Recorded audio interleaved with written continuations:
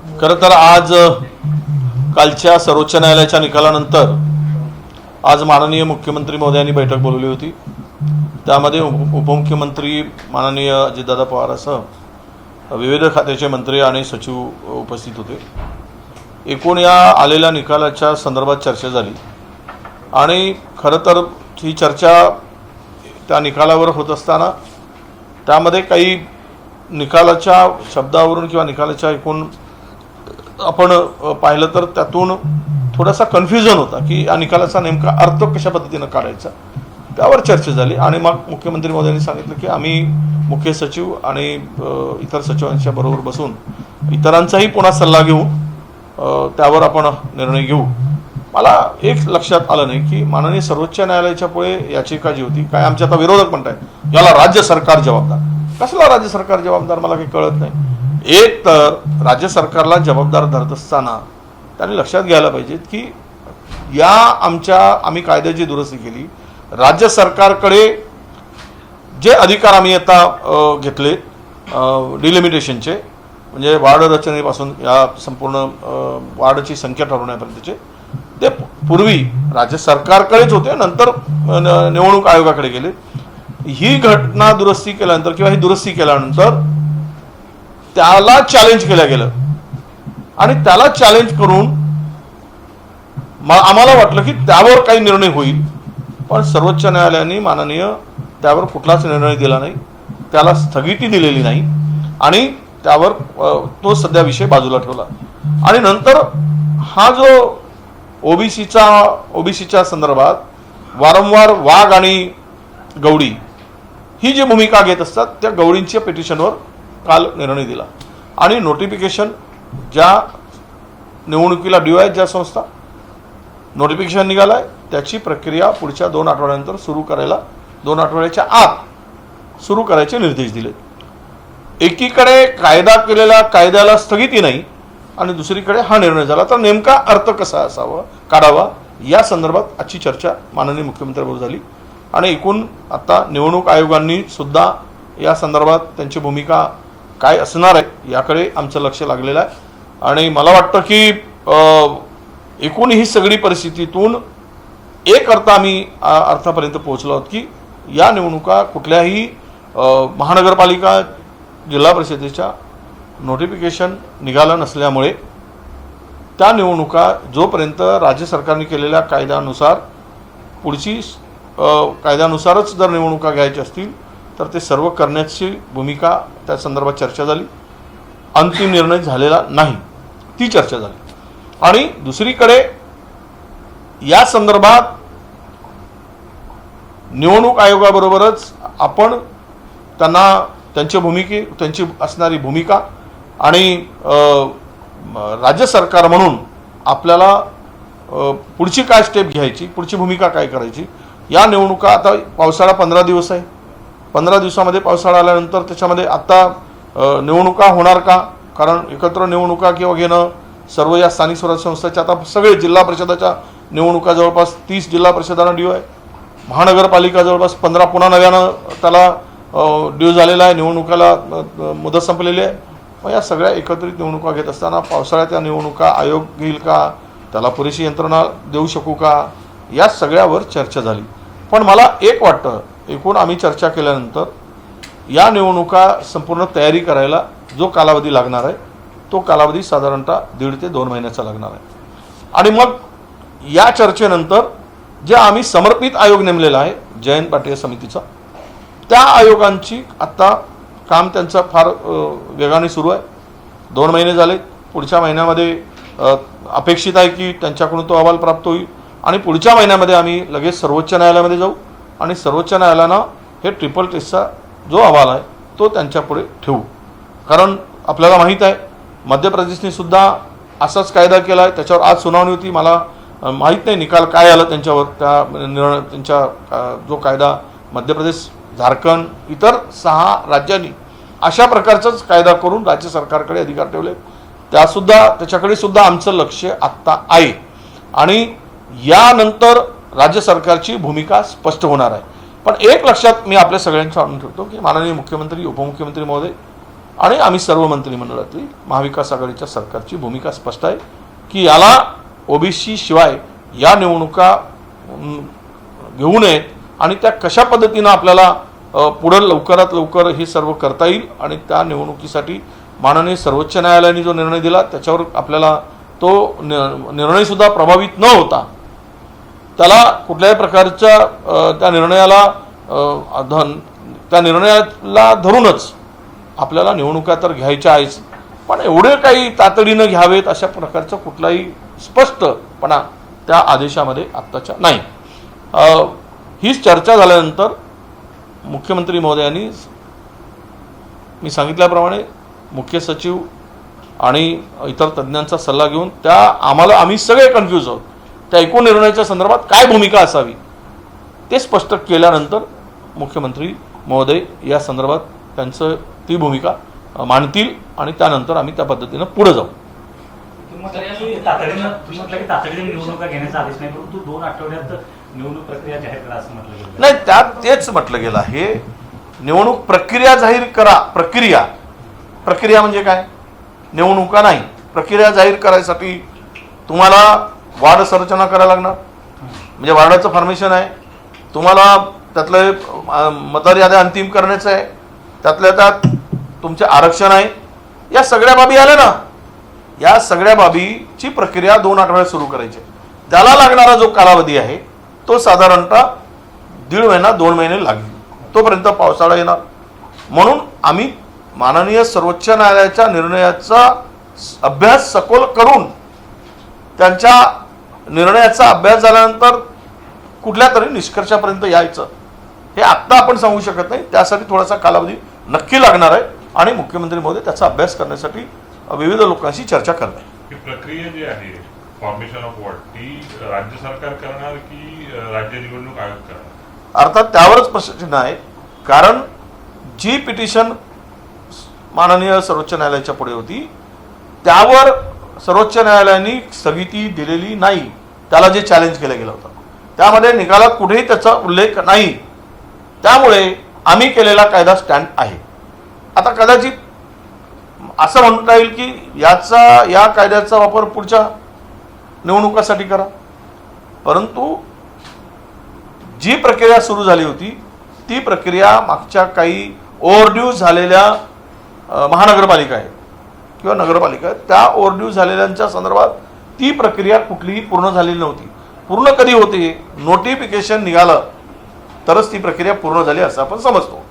तर त्यासाठी लागणारा कालावधी, हरकती मागवणं, या सगळ्या कालावधीसाठी निश्चितच वेळ लागणार आहे. अर्थात निवडणूक आयोगाने या संदर्भातली भूमिका मांडायची आहे. त्यांची ती भूमिका मांडल्यानंतर आणि त्या निकालाचा शब्दशः अर्थ काढून ती मांडतील आणि मग आपल्याला पुढे जाता येईल असं मला वाटतं. जी प्रक्रिया अर्धवट राहिली होती राज्य आयोगाकडनं, राज्य निवडणूक आयोग त्यांनी पूर्ण करावी असं स्पष्ट निर्देश सुप्रीम कोर्टाने दिलेले आहेत आणि मग तेच पुढे आता निवडणूक आयोग ती प्रक्रिया पूर्ण करेल.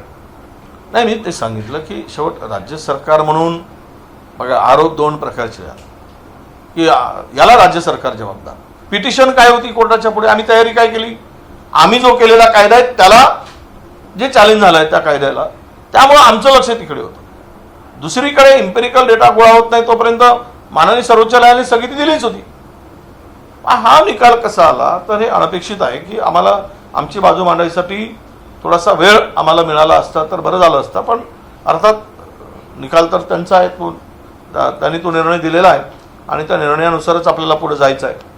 मी त्यावर आम्ही कोणालाही तो अधिकार नाही तो भाष्य करायचा.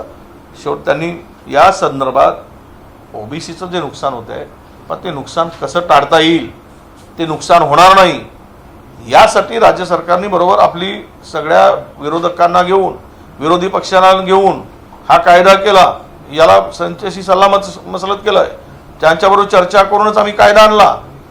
माननीय राज्यपाल महोदयांनी सुद्धा स्वाक्षरी केली.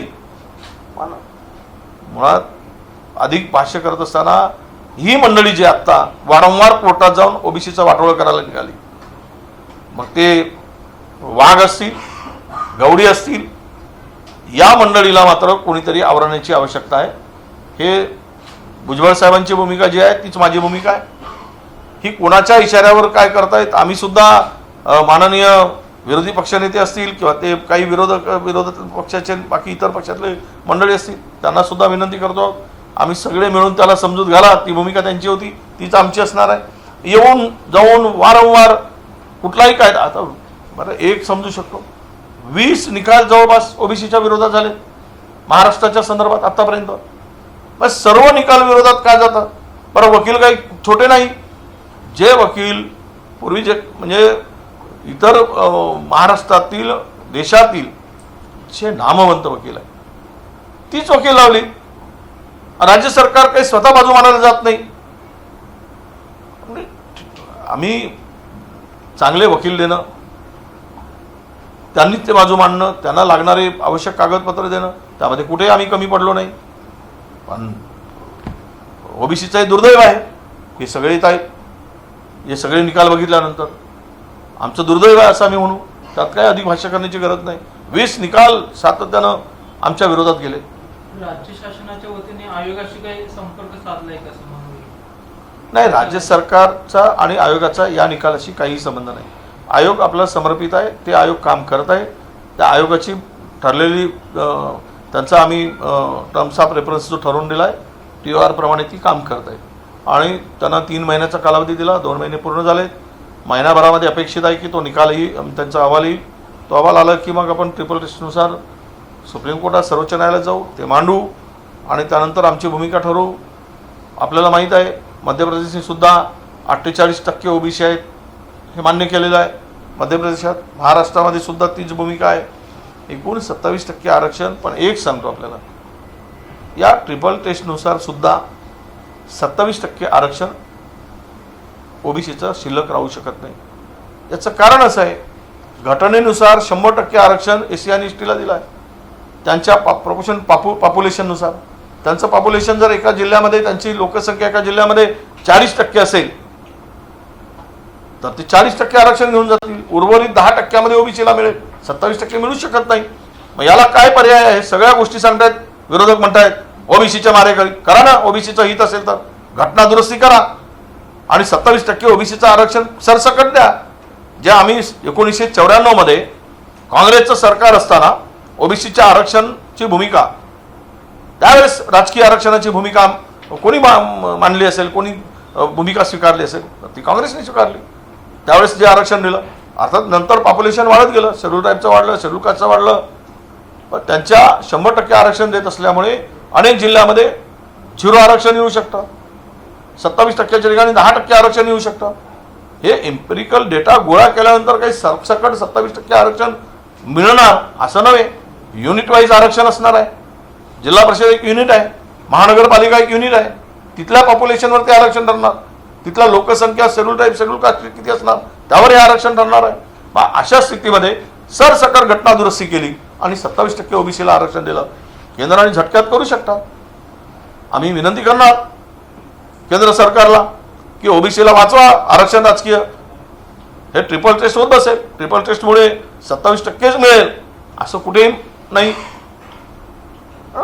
याला जबाबदार खरं तर 2010 नंतर ज्या घटना घडत आल्या आणि सांगतात की 2 वर्ष झोपलं. कोविड होता. कोरोनामध्ये घराघरात जाऊ शकत होतं का कोणी?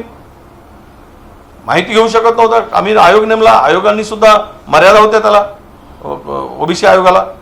म्हणून एक समर्पित आयोग म्हणून आता जयंत भाटिया साहेबाबरोबर आम्ही काही एक्सपर्ट दिलेत विविध तज्ज्ञ दिलेत. त्यांचं काम सुरू आहे. त्याला निधी उपलब्ध करून दिला आणि 1-1.5 महिन्यामध्ये आम्ही हा पूर्ण अहवाल आला की कोर्टापुढे जाऊ. आम्ही सगळ्यांची भूमिका आहे. आरोप प्रत्यारोप करणं राजकारणात ढकलणं पण जबाबदारी स्वीकारणं याला महत्त्व असतं. आम्ही सरकार म्हणून प्रामाणिकपणे काम करतोय आणि हे ओबीसीचं आरक्षण वाचावं म्हणून टिकावं ही सर्व पक्षाची भूमिका आहे आणि सर्व पक्षांना विश्वासात घेऊनच आम्ही पुढे जात आहोत.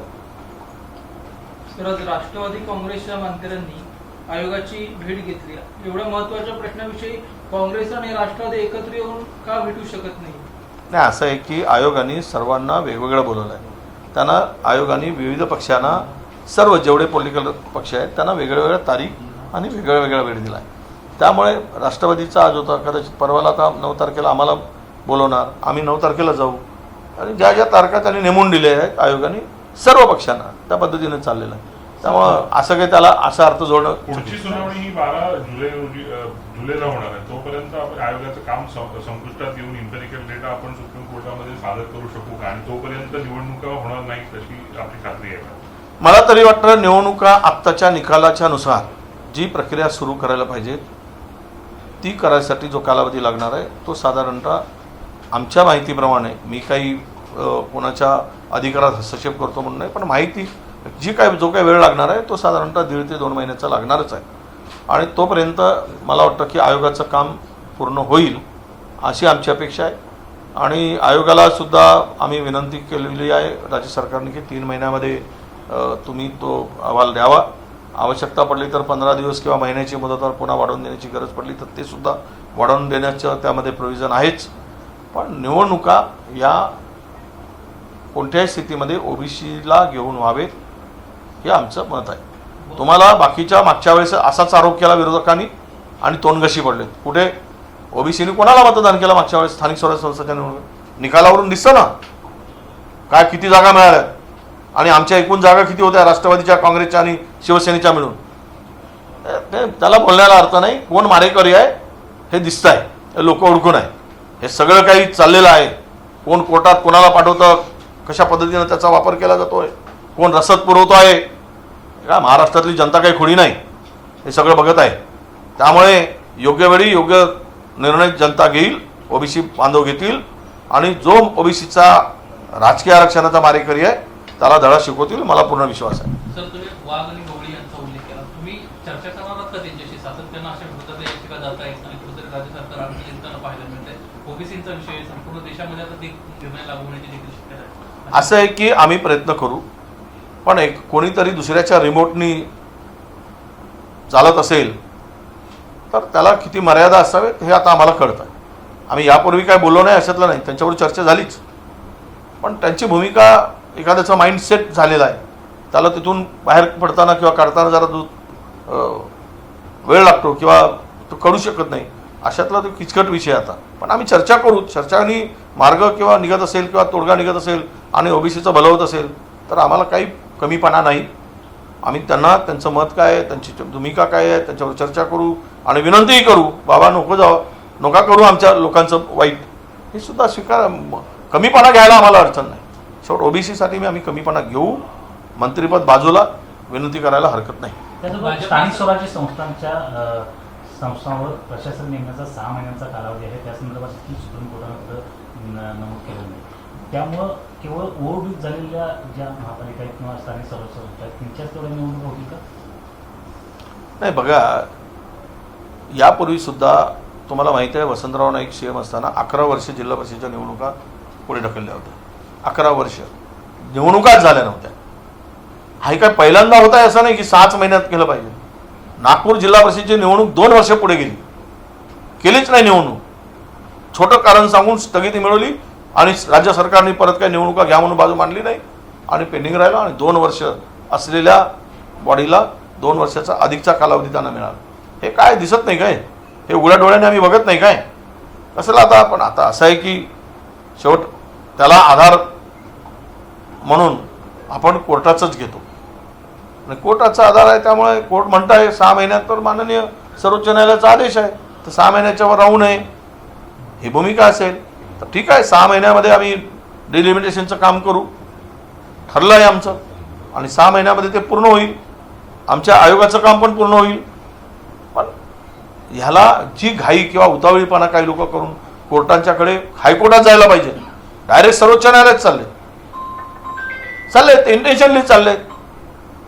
आणि दुर्दैवानं ओबीसीच्या सर्वोच्च न्यायालयाचे निकाल विरोधात येत आहे. आता यावर अधिक भाष्य करण्याची गरज नाही.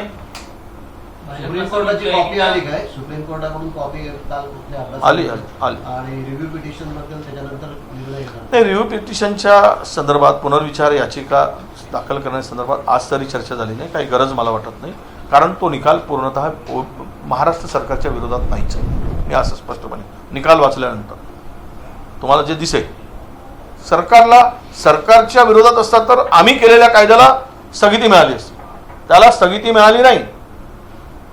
म्हणजे काय करायचं, हा निकाल कसा आम्ही म्हणू, आम्ही कशाला जाऊ. जर आत्ताच्या स्थितीमध्ये राज्य निवडणूक आयोगाची भूमिका ती महत्त्वाची ठरते. त्यांनी ती भूमिका कशी मांडायची हा ते बघतील, त्यांना त्यांचा तो अधिकार आहे, त्यांना स्वायत्तता आहे. परंतु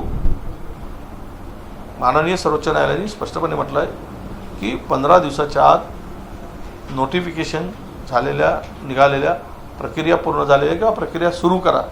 तर प्रक्रिया सुरू करण्याचं काम ते सुरू होईल. भाजपनं असं म्हटलंय जर निवडणुका लागल्या तर ज्या 27% आरक्षणाचा जो विषय आहे त्या ठिकाणी जी जागा असणार आहे त्या जागांवर आम्ही भाजपच्याच ओबीसीच्याच उमेदवारांना संधी देऊ. काँग्रेस राष्ट्रवादी अशा पद्धतीने काय विचार करते का? मला वाटतं आता आम्ही यापूर्वी सुद्धा आम्ही तीच भूमिका स्वीकारून उमेदवारी दिलेली आहे.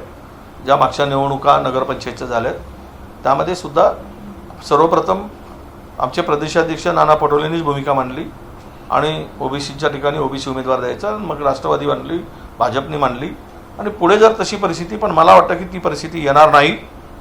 ओबीसीला घेऊनच पुढच्या निवडणुका होतील. ज्या एकूण परिस्थितीमध्ये आहे मला पूर्णतः विश्वास आहे.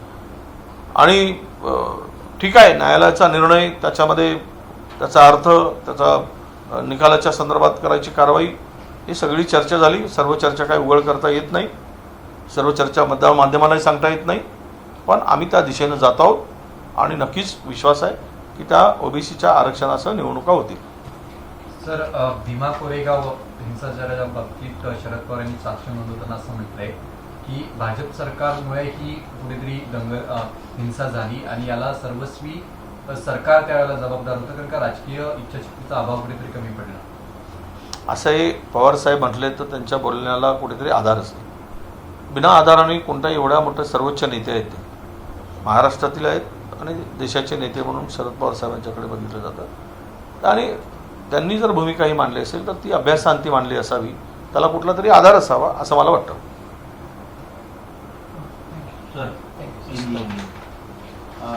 सरकार की क्या भूमिका है? आज मुख्यमंत्री के साथ बैठक भी हुई आपकी, 2 हफ्ते में नोटिफिकेशन प्रक्रिया शुरू करने का आदेश दिए सुप्रीम कोर्ट नहीं. सुप्रीम कोर्ट के निर्णय के बाद जो निर्णय सुप्रीम कोर्ट ने दिया है और उसके ऊपर हमने मंत्रिमंडल के सारे डीसीएम सीएम के साथ में सब मिनिस्टर सेक्रेटरी के साथ में हमने डिस्कस किया और इसको लेकर आगे की रणनीति क्या होगी, आने वाली बारिश है, बारिश में क्या स्थिति रहेगी, चुनाव हो सकते हैं नहीं हो सकते, इसके बारे में बात हुई. इसी के साथ ये जो रिजल्ट आया है सुप्रीम कोर्ट का, इसके बारे में थोड़ा सा कन्फ्यूज़न है, वो क्लियर नहीं है. क्लियर मुझे स्पष्टता नहीं, हम समझ नहीं पा रहे उनका अर्थ. तो उसको भी लेकर बात हुई. तो इसके लिए हम लोग उस आदेश को लेकर हमारे कुछ इसमें एक्सपर्ट है उनसे के साथ में डिस्कस करके क्या निर्णय लिया जाए, क्या भूमिका सरकार की होनी चाहिए, इस पर चर्चा हुई. और मेरे ख्याल से मुख्यमंत्री जी, माननीय मुख्यमंत्री जी कुछ अधिकारियों के साथ में और विशिष्ट एक्सपर्ट के साथ में चर्चा करेंगे और उस बारे में वो निर्णय लेंगे, ऐसा मुझे लगता है. आपने कहा कि केंद्र सरकार चाहे तो इसका फैसला कर सकती है. नहीं, देखिए 27% रिजर्वेशन ओबीसी के लिए है. अगर अमेंडमेंट हो जाए तो ये जैसा कि शेड्यूल कास्ट के लिए, शेड्यूल ट्राइब के लिए पॉपुलेशन पे आधारित 100% रिजर्वेशन देने की बात हुई. पॉलिटिकल हो, एजुकेशन हो, क्या नौकरी का हो, सर्विस का हो, तो वैसा ही निर्णय अगर केंद्र सरकार लेती है, ऐसी घटना दुरुस्ती करती है, तो 27% आरक्षण देने की बात होती है, तो इसमें कोई कोर्ट का विषय नहीं आएगा, क्लियर मिल जाएगा. अगर सुप्रीम कोर्ट के आदेश के हिसाब से ट्रिपल टेस्ट हम करें भी तो 27% आप रिजर्वेशन नहीं दे सकते, क्योंकि उसके लिए 50% पे सीलिंग है. 50% के ऊपर हम जा नहीं सकते. फिर उसमें schedule caste and schedule tribe का पॉपुलेशन जो है वो पॉपुलेशन को 100% रिजर्वेशन देना है. तो जो बचा है वही मिलेगा. कोई जिले में 27% मिलेगा तो कोई जिले में 10% भी मिल सकता है. ये ट्रिपल टेस्ट करने के बाद भी वही हो. तो इसीलिए सेंट्रल गवर्नमेंट ने 50% की मर्यादा जो है वो बढ़ाकर ओबीसी का रिजर्वेशन 27% पॉलिटिकल करना चाहिए, घटना दुरुस्ती करना चाहिए. अगर ओबीसी के हित की बात होती है, करती है सरकार को, कुछ अगर ओबीसी के बारे में, रिजर्वेशन के बारे में अच्छा करना है, उन लोगों को न्याय दिलाने का है, तो ये घटना दुरुस्ती करे, ऐसा मुझे लगता है. आपने बंटिया साहब के अध्यक्षता में कमेटी बनाई है, इसका रिपोर्ट कब तक मिलेगा और आगे सरकार चुनाव को लेकर क्या प्रोसेस करेंगे, मतलब कितने महानगरपालिका को चुनाव होंगे, डिलिमिटेशन को लेकर भी आपने कानून बनाया नहीं, है? इसमें नोटिफिकेशन की जो बात है, कोई भी नोटिफिकेशन अभी निकला नहीं है। सब कॉरपोरेशन हो या लोकल बॉडी चुनाव हो, इसकी प्रक्रिया चल रही है और ये प्रक्रिया 3-4 इसमें होती है। जैसा कि आपने कार्यक्रम को डिक्लेयर करो, उसका इसके पहले तो हम लोग मतदार यादी अंतिम करते हैं, मतदार यादी फाइनल होने के बाद में रिजर्वेशन का विषय आता है, वार्ड फॉर्मेशन का विषय आता है। ये सब प्रक्रिया करते हुए उसमें फिर किसी को आक्षेप है तो वो भी उनको उसके लिए भी समय होता है। ये सब समय, इसके लिए जो समय लगता है वो समय उतना लगेगा और उसके बाद में इलेक्शन प्रक्रिया शुरू हो सकती है। सर्वोच्च न्यायालय के निकाल में भी शायद यही है, तो उसका हमने जो रिजल्ट आया है, सर्वोच्च न्यायालय जो निर्णय दिया है, उसके बाद उसके ऊपर भी हमारी यही बात चल रही है। थोड़ा सा कंफ्यूजन इसी बात को लेकर है कि नोटिफिकेशन के बाद या नोटिफिकेशन जो प्रक्रिया शुरू हुई जहां रुकिए वहां से स्टार्ट करें या फिर नोटिफिकेशन के बाद स्टार्ट करें। ये जो कंफ्यूजन है उसको दूर करने के लिए हम लोग एक्सपर्ट से चर्चा कर रहे हैं। कमेटी का रिपोर्ट कब तक आएगा? कमेटी का रिपोर्ट 3 महीने के भीतर आएगा। 2 महीने तो हमने अभी हो गए, काफ़ी जोर से उनका काम चल रहा है। आने वाले 1 माह के अंदर ये रिजल्ट आएगा, ऐसी हमें अपेक्षा है। जैसा ही अहवाल उन्होंने गवर्नमेंट को सौंप देंगे तो तुरंत हम लोग सुप्रीम कोर्ट में जाएंगे और ये ट्रिपल टेस्ट का रिपोर्ट उनके सामने रखेंगे और फिर जो माननीय सर्वोच्च न्यायालय उसके बारे में अपना निर्णय देंगे। पॉलिटिकल एक विषय है कि जो लाउडस्पीकर का विषय चल रहा है, मंदिरों को लेकर भी अब नाराजगी सामने आ रही है, क्योंकि उनका कहना है कि डीसी पर सुबह की कागजात या बाकी जो है उसको भी प्रभावित कर दिया है। नहीं, ऐसा है कि शाम को बांग होती है या अजान होता है तब तो शाम को जागने वालों को तकलीफ होती है, सुबह आरती होती है तो सुबह जो सोता है उसको भी तकलीफ होती है। तो सुबह में कौन सोता है ये महाराष्ट्र के लोगों को मालूम है। जो सुबह तक नहीं, देर दिन तक 12 बजे तक कौन सोता है, जो उनको तकलीफ हो रही है ना, तो उनका बदला लेने का ही काम है, हिंदुओं से भी बदला लेने का काम है। जो रात दोपहर को 2 बजे तक सोते हैं और रात में जागते हैं, तो जागने वाले रात में उसको भी अजान की तकलीफ है और सुबह तक देर रात तक सोता है उनको भी हिंदू के आरती की भी तकलीफ है, हिंदू के लाउडस्पीकर की तकलीफ है। तो यह उसमें दिख पड़ता है। तो उसका निर्णय जनता या अजान के ऊपर या बोंगा के ऊपर जनता सोचेगी और ऐसे लोगों को जनता सबक सिखाएगी। नाही, मी हे म्हणत होतो की या भोंग्यावरून जे राजकारण केलं जात आहे, जो रात्री उशिरा झोपतो त्याला त्या भोंग्याचा त्रास होतो आणि दिवसाला 2 वाजतापर्यंत झोपतो त्याला आरतीचा त्रास होतो। अशी जी काही मंडळी महाराष्ट्रात आहेत त्यांना या भोंग्याचा त्रास आहे आणि म्हणून ते अशा पद्धतीनं स्वतःचा त्रास कमी करायसाठी, स्वतःचा त्रास वाचवायसाठी भोंग्याचं राजकारण करत आहेत आणि त्यातून द्वेष निर्माण करण्याचं काम करत आहेत। पण तकलीफ, जो त्रास आहे तो दिवसा उशिरापर्यंत झोपणाऱ्याला जास्त होतो। ते कोण आहेत महाराष्ट्रात हे महाराष्ट्राच्या जनतेला माहित आहे। एक सवाल है कि राणा फैमिली जिन्होंने ये मुद्दा उठाया था, बेल मिल गई उनकी और फिर सरकार के ऊपर आरोप लगा रहे कि हमने हनुमान चालीसा लगाई इसलिए तो हो रहा है। नहीं, अभी तो उनको मना किया है। जब बेल दी गई थी उसके ऊपर मना किया है कि आप कुछ भी स्टेटमेंट न दें, नहीं तो बेल रिजेक्ट हो जाएगी।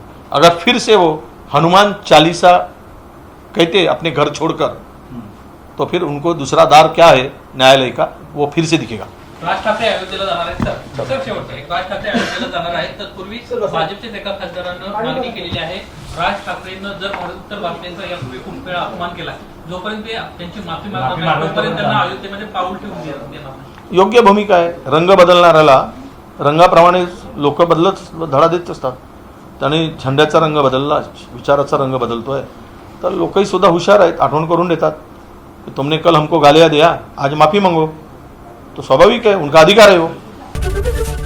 एबीपी माझा, उघडा डोळे बघा नीट।